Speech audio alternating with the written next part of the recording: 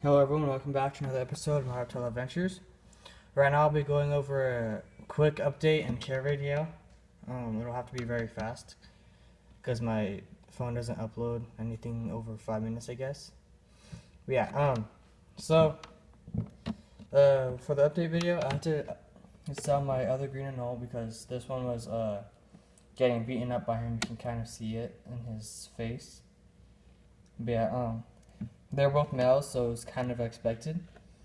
And I was bragging about how good they were doing, so it's kind of sad.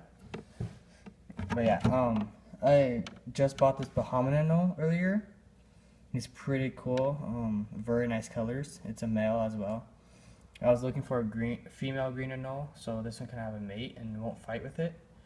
But all they had was males. Everywhere I've gone so far. But yeah, yeah. So the quick care video for anoles, golden geckos, green tree frogs, of whom I have no idea where he is.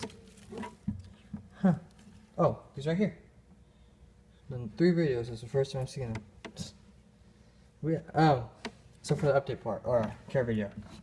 First off, I'm gonna do feeding first. Feeding, just feed them crickets. That's really good for them. Like, you can't go wrong with crickets. Except if you get them too big. Like him, I have to feed him separately with, small crickets. Because these guys eat big crickets. And I don't want him to choke, so, yeah. Yeah, you need them to be able to climb everywhere, or not everywhere, but in a lot of places. Again, these are geckos, so they climb sticky pads. So do the anoles and the tree frog. And the tree frog has no problem. So they climb on the glass as well. They climb on the styrofoam a lot, which I kind of hate the styrofoam because the crickets get in there. You can see the cricket's antennas. Yeah. Sorry if this video is a little shaky, guys. Yeah.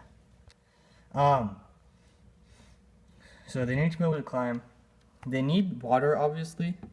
But the way I do my water, the way the geckos drink, and I'm pretty sure the anoles, I spray them with water, and I spray the frog so that you can get moist and doesn't dry up.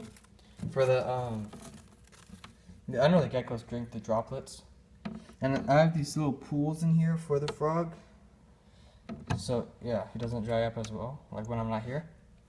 So yeah. And one thing, if you have male anoles, like this enclosure is a little too small for 2 male anoles because they're always next to each other. But if you have a big enough enclosure, and they're not always near each other and they have a lot of places to hide, they should not fight.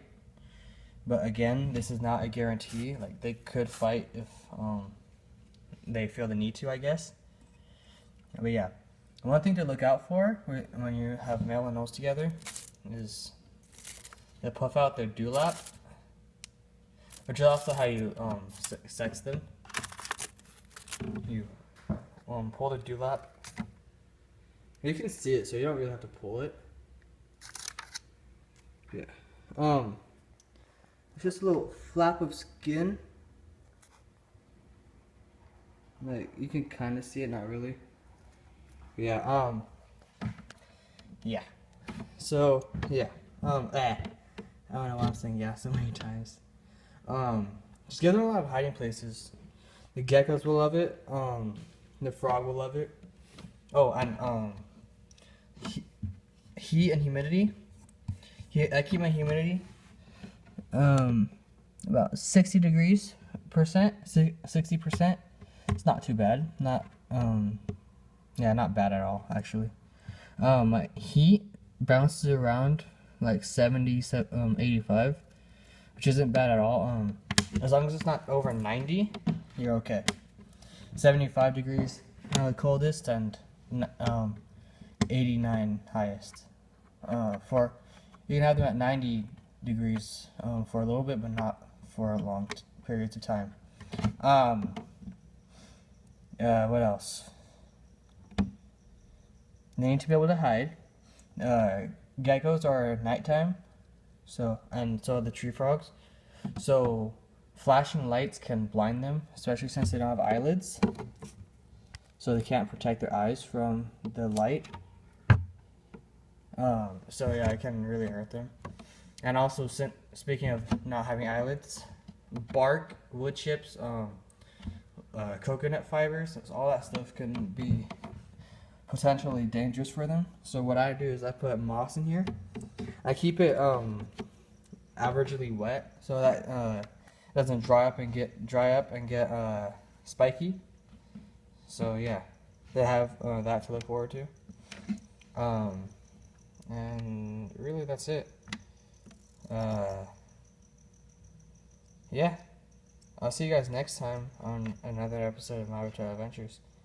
See ya.